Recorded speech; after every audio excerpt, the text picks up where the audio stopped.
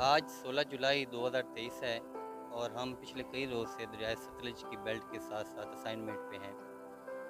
रात गए पानी की सतह पे इजाफा हो गया था।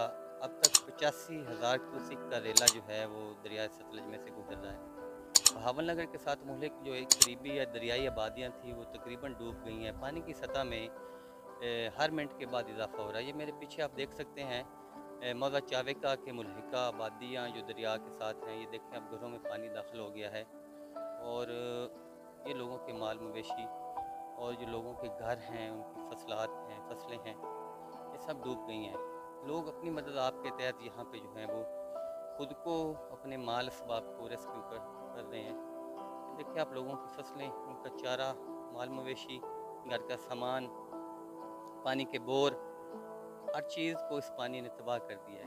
ये जो मेरे साथ आप पानी की सतह, जब हम सुबह इस जगह पे आए थे तो यहाँ पे पानी की सतह वो इतनी बुलंद नहीं थी और आप देखते ही देखते कि पानी की सतह बुलंद होगी। ये मेरे साथ जो पानी की लहर आप देख रहे हैं, ये मुकामी लोगों का बताना है कि यहाँ पे तकरीबन 30 फीट गहरा पानी है और ये साथ ही लोगों के घर मौजूद हैं। अगर ये 30 फीट गहरे पानी को गवर्नमेंट की सतह पे इन लोगों की अगर इमदाद नहीं की गई तो ये लोग कैसे रेस्क्यू होंगे।